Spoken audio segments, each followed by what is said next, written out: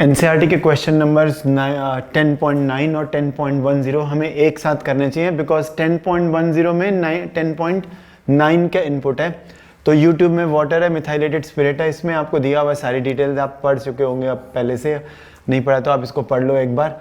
और इसमें दिया हुआ है कि जो मर्क्यूरी है, मर्क्यूरी कॉलम्स, ठीक है, mercury columns are in level, मतलब वो एक ही लेवल में, ये मर्क्यूरी के कॉलम्स हैं, ये जो यहाँ पे आपको दिख रहा है ये सारा मर्क्यूरी है यहाँ तक।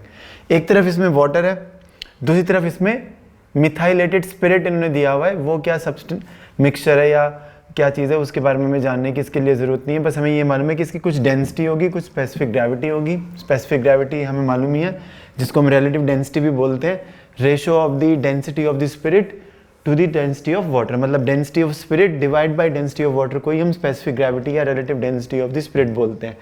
तो इसमें हम किस तरीके से करेंगे, क्योंकि इक्विलिब्रियम की प्रॉब्लम है हाइड्रोस्टैटिक्स की, तो किसी भी एक लिक्विड में दो पॉइंट्स लेकर जो कि एक ही हॉरिजॉन्टल लेवल पर हो, हम उन दोनों पॉइंट्स के ऊपर प्रेशर को इक्वल कर सकते हैं। तो अगर मैं इस पॉइंट के ऊपर प्रेशर देखता हूं, तो अगर मैं एटमॉस्फेरिक प्रेशर को P0 मान लूं, तो यहाँ पर जो ये मिथाइलेटेड स्पिरिट का जो कॉलम है, इसकी डेंसिटी स्पिरिट की अगर मैं रो एस से डिनोट कर दूँ तो rho G H, where H is the height of the spirit, जो कि 12.5 सेंटीमीटर इस प्रॉब्लम में दे रखी है।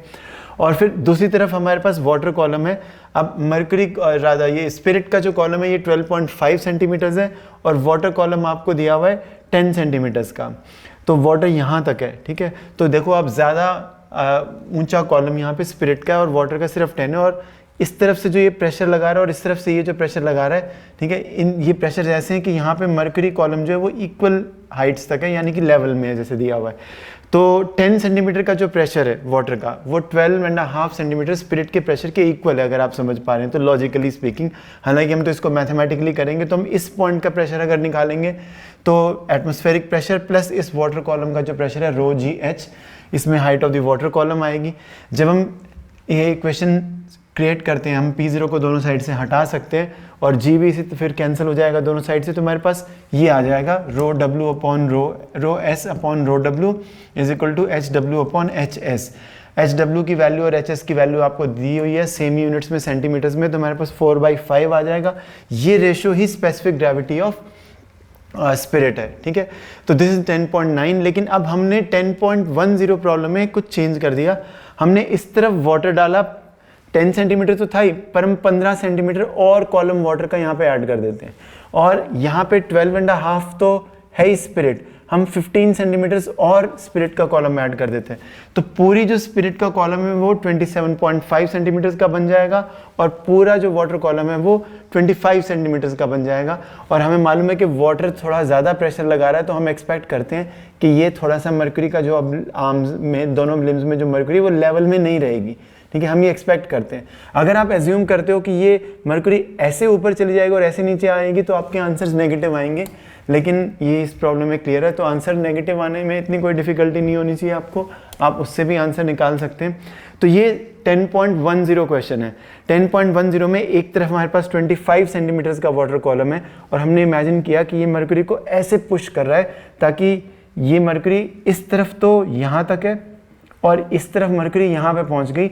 और अगर मैं मर्क्यूरी कॉलम्स, जो दोनों लिम्स में मर्क्यूरी कॉलम्स हैं, उनके लेवल्स के डिफरेंस को h सेंटीमीटर्स एज्यूम कर लूँ, तो मुझे इसमें अब h की वैल्यू फाइंड करनी है, difference between the mercury levels in the to limbs, right. तो अब इस तरफ जो हमारे पास स्पिरिट का कॉलम आएगा वो 27.5 सेंटीमीटर्स है और इस तरफ जो वाटर कॉलम है वो 25 सेंटीमीटर्स है। अब इसमें हमें एक मिस्टेक नहीं करनी है, don't equalize pressure at two points in different liquids. मतलब हम एक पॉइंट जस्ट यहाँ पे नीचे मर्क्यूरी में ले सकते हैं और एक पॉइंट यहाँ पे जस्ट मर्क्यूरी में ले सकते हैं। इन दोनों पॉइंट्स को हम अगर सेम हॉरिजॉन्टल लेवल पे देखते हैं कि ये हैं, तो यहाँ पे हम प्रेशर्स को इक्वलाइज करेंगे। तो यहाँ का प्रेशर आएगा P0 रो जी एच, बस मैंने यहाँ पे h को 100 सेंटीमीटर से डिवाइड कर दिया ताकि वो मीटर्स में कन्वर्ट हो जाए और SI में हमारी सारी वैल्यूज आ जाएं। और फिर यहाँ पे जो प्रेशर आएगा वो इस मिथाइलेटेड स्पिरिट का जो आपका कॉलम है उसका प्रेशर आएगा, प्लस यहाँ पे कुछ जो आपकी मर्क्यूरी है यहाँ पर ये h सेंटीमीटर, इसका भी प्रेशर आएगा रो जी h, तो h ही इसमें हमें फाइंड करना है। अगेन 25 सेंटीमीटर, h को भी मीटर्स में कन्वर्ट करने के लिए मैंने 100 से डिवाइड कर दिया। अब P0 दोनों तरफ से कैंसिल हो जाएगा और 100 को हम दोनों साइड इक्वेशन को मल्टीप्लाई करके हमारे पास ये इक्वेशन आ जाएगी, g को भी हम दोनों तरफ से कैंसिल कर देंगे तो ये इक्वेशन आ जाएगी।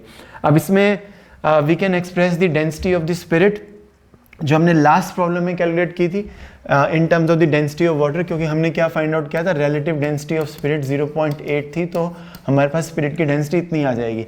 मर्क्यूरी की स्पेसिफिक ग्रेविटी इसमें आपको दे रखी है कि आप मर्क्यूरी की स्पेसिफिक ग्रेविटी को 13.6 लेंगे। स्पेसिफिक ग्रेविटी की कोई यूनिट्स नहीं होती है, लेकिन हम मर्क्यूरी की डेंसिटी को वाटर की डेंसिटी की टर्म्स में एक्सप्रेस कर सकते हैं। तो हमारे पास ये इक्वेशन आएगी अगर हम दोनों तरफ रो डब्ल्यू से डिवाइड कर देंगे। अब इसमें एक ही अननोन रह जाएगा h, जिसकी वैल्यू आप बड़े आराम से फाइंड आउट कर सकते हैं इस क्वेश्चन में।